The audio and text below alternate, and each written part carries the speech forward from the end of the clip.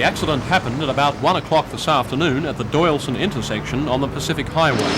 Police say this small sedan travelling south was making a right-hand turn into Waihee Road when a motorbike travelling north up the highway slammed into it. The motorcycle rider was killed instantly. His name hasn't been released, but police say he was from the Sydney area and aged in his mid-20s. The driver of the car, 48-year-old Kay Berrigan from nearby Blue Haven, was taken to Wyong Hospital, where tonight she's said to be in a satisfactory condition. This morning in Newcastle, a police vehicle became involved in an accident on the corner of Stewart Avenue and Parry Street. Police are investigating the cause of the two-car collision, which left the driver of the police car in a serious condition. The car, belonging to the CIB in Newcastle, was being driven by a workshop foreman from a car dealer's at the time of the crash. It was being tested after maintenance work. His name hasn't been released. No one else was injured.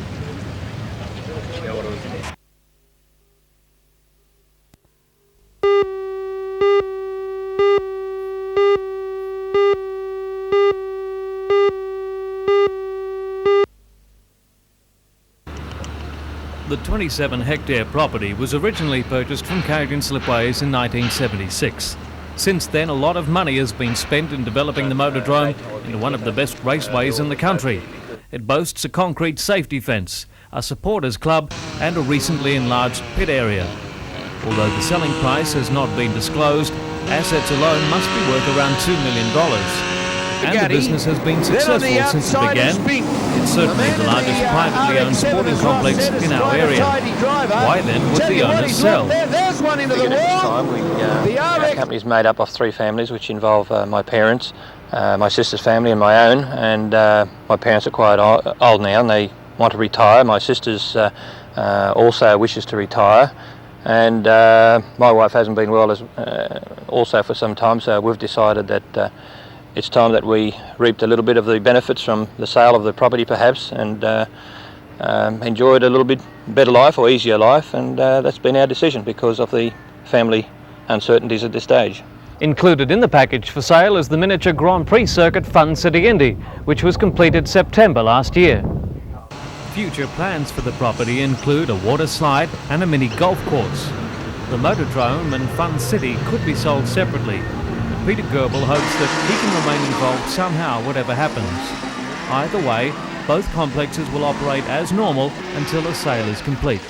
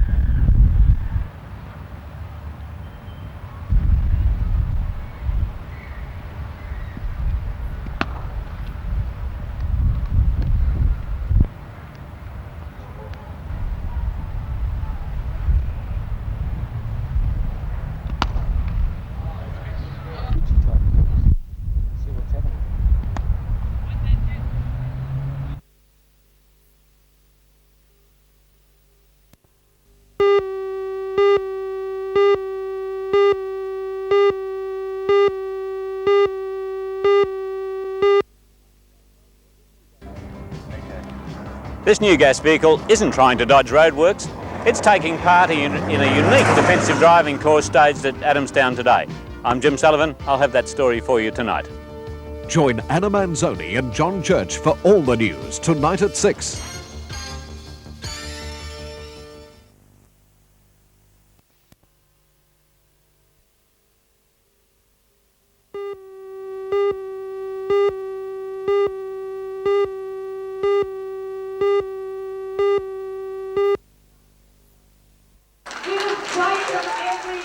For anyone who doubted just how important this issue is to many people in Maitland, there was another packed rally against the changes last night.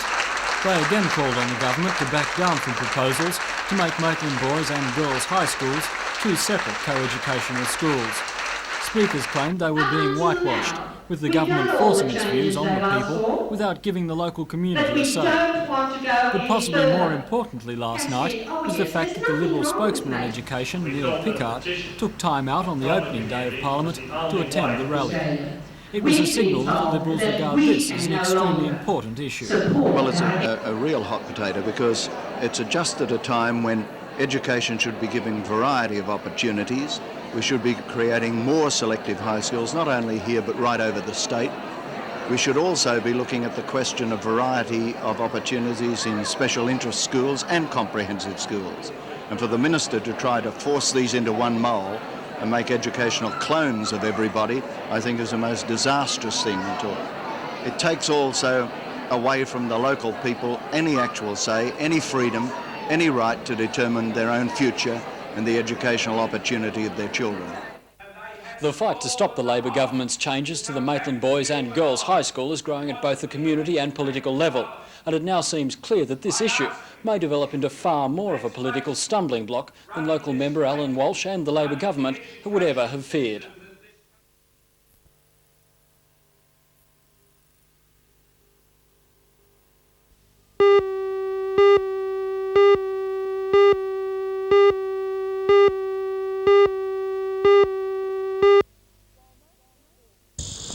While most people swat mosquitoes or use some kind of potion to get rid of them, this group of Army reservists behind me are actually looking for them. No, they're not masochists. They're simply trying to help scientists understand this pesky varmint more. The survey has been carried out by 30 soldiers from the Army Reserve. The information will be given to the School of Health and Tropical Medicine at Sydney University. The soldiers will also collect and analyse fungus, which is thought to infect mosquito larvae. It's hoped that this fungus may be introduced in other areas as a natural control of the pest.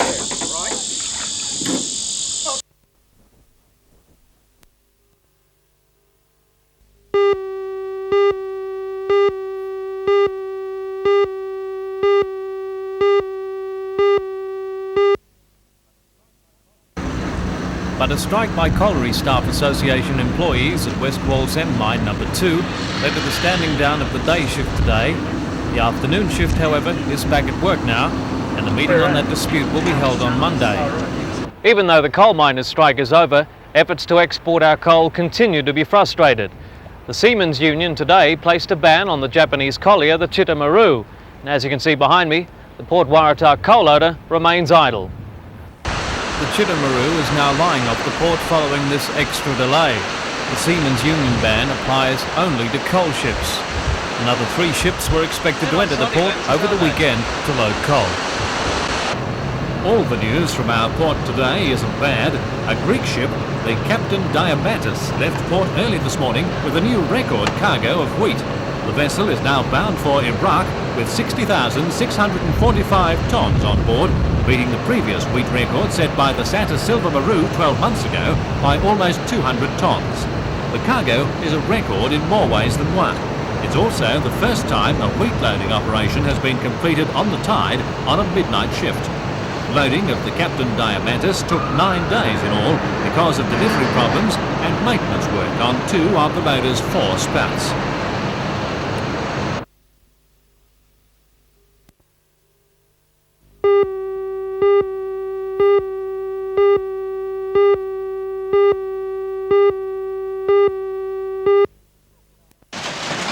It was shortly after 9:30 last night when the fierce storm raced through Cessnock, causing chaos and panic and leaving in its path widespread damage in the north and west Cessnock areas.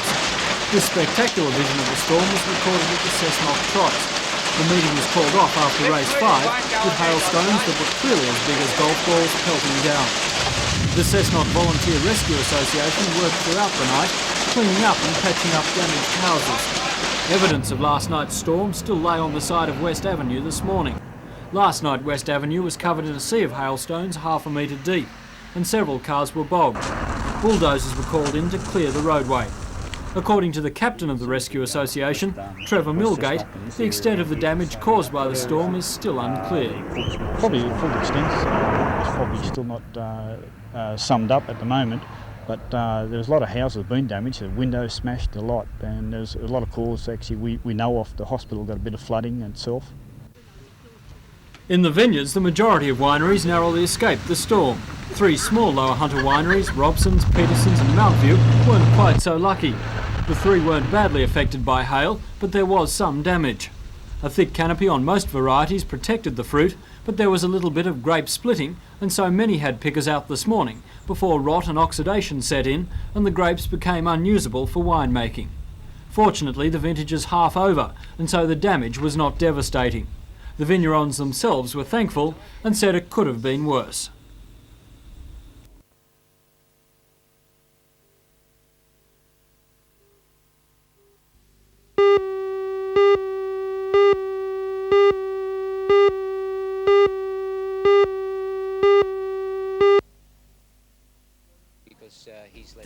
When the proposals to set up the community cottages in Conrad Close, Charlestown and Regent Street, Maitland became public knowledge last year, they drew an angry response from nearby residents. Protest groups were set up, many protests were held, and the then Minister for Youth and Community Services, Frank Walker, was called upon for meetings with the residents. In both Maitland and Charlestown, the residents got little satisfaction from the Minister, especially in the case of Charlestown, where a war of words between the residents and the Minister erupted. When Premier Rann announced changes to the Cabinet around 2 weeks ago, the portfolio of Youth and Community Services went from Frank Walker to former Police Minister Peter Anderson. Mr Anderson's office told me today that both cases are under review. In the near future, Mr Anderson will meet the local members Alan Walsh in Maitland and Richard Face in Charlestown, as well as representatives of the local community, for talks on the future of the cottages. The Minister wouldn't say whether it's likely the proposals would be scrapped, but said it is a possibility.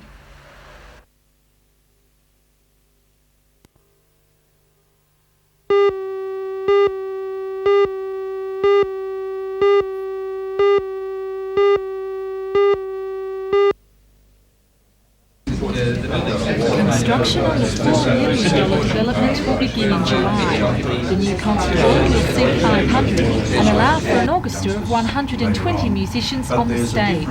A classical organ is to feature as a centrepiece. A special management committee which will supervise the development of the complex includes Chairman of the State Conservatorium Ken Hatton and Principal of Newcastle's Con Michael Dudman. As well as filling the need for a large concert hall in Newcastle, the building will also make a significant contribution to the city's architectural landmarks. According to Mr Dudman, the complex is a step in the right direction to seek further independence from the Sydney Conservatorium. This is really the other part of our celebration today, that we've moved a significant way towards independence, not for a moment seeking to sever our connection from the State Conservatorium as a whole, which we value, but greater flexibility to serve the region, and our new local committee that met for the first time this morning is part of that independence and part of that close tying of the Conservatorium to Newcastle and the region. As well as the formation of the new committee to supervise the development of the complex, the Newcastle Conservatorium is planning to expand its curriculum next year with the introduction of a new junior school. Well, we're terribly committed to the idea of trying to introduce musical training to young people, and we're very committed also to the idea of raising our levels of activity and teaching more children than has been possible in the past. And we're hopeful that starting in 1987 we can do just this. And how many students will that involve? Well, we have 500 students all up at the moment. I would think, it's difficult to make a forecast, but I would think that would rise over the next 2 or 3 years, probably by several hundred students.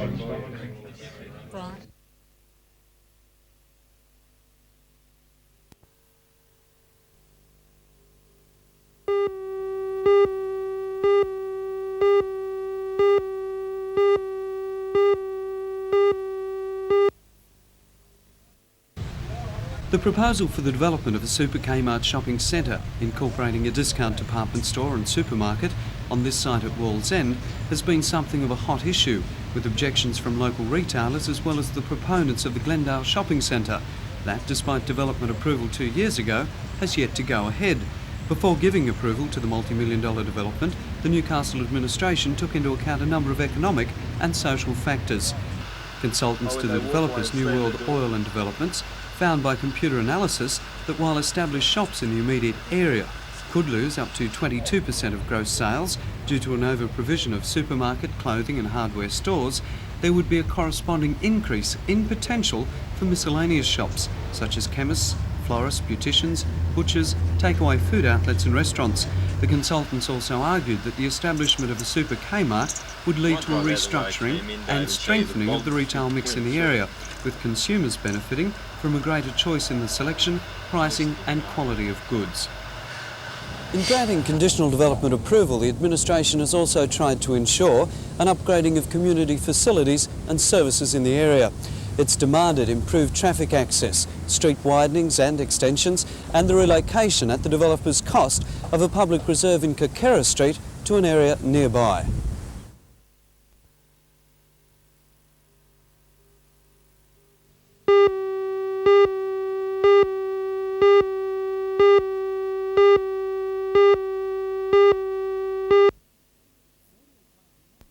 Australia is one of the many countries where the aged population is large and growing, requiring more and more services and care for the elderly. But now private nursing homes are in the firing line, as their fees outstrip many of their patients' ability to pay. The Commonwealth Department of Community Services approves the amount that a nursing home can charge their patients, taking into account the home's running costs and profit margin. But when a home's running costs are high, fees must be set to cover the overhead, and it's then that the pensioners and or their families must foot the bill. We know and acknowledge the work that's done by religious organisations, particularly the churches, but there are, it appears that the fees that have to be charged by private organisations is such that the spouse that's left at home has to subsidise from his pension, or his or her pension, up to $50 a week, causing a social problem and extreme hardship to those that have to subsidise this payment. Well, nursing homes are basically run on two systems. The first is irrespective of costs associated with the operation of the home. The second system is where many problems have come to light. The patient must make up the shortfall between the government subsidy and the fee charged by the home, in many cases around $14 or $15 a day. And over 2 weeks, this can come to more than the standard pension. The Chief Executive Officer of the Uniting Churches Hunter Retirement Living, Terry Fulton, admits there is a problem. However, he says it's not new. These complaints come about at this time of the year basically because the department issues a review of the operating costs of nursing homes that relates to the prior financial year. They adjust the approved fee in line with the increased operating costs. This year we've had an additional increase because of a rationalisation of the return on the investment that a proprietor receives on his nursing home. Both Mr Fulton and Mr Manning agree that one option is to raise the current government subsidy to nursing homes, and according to Mr Manning, a speeding up of the government's new community home care program may also help. And both those options terrific. Absolutely.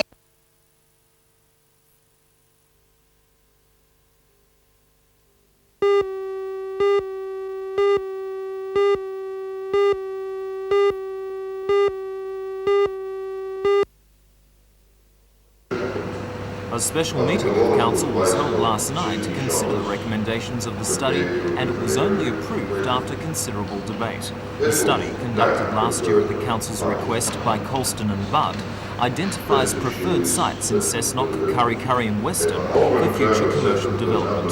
The preferred sites identified for Kurri Kurri and Weston largely centre on the existing shopping districts and caused relatively little debate. The Cessnock shopping district, however, has recently attracted the attention of Dalgettys and Pennant Holdings. Dalgettys have suggested a discount department store on this Darwin Street site, while Pennant Holdings proposed an ambitious development on coal and allied land south of the main shopping centre.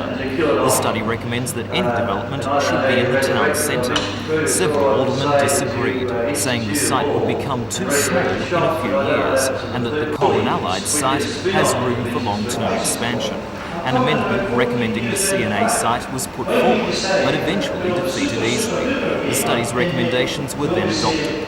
The study cost the council $30,000, but Mayor Alderman Gordon Williams says it was money well spent. Yes, it was money well spent. We have a tremendous amount of information that will be valuable to us for many years to come.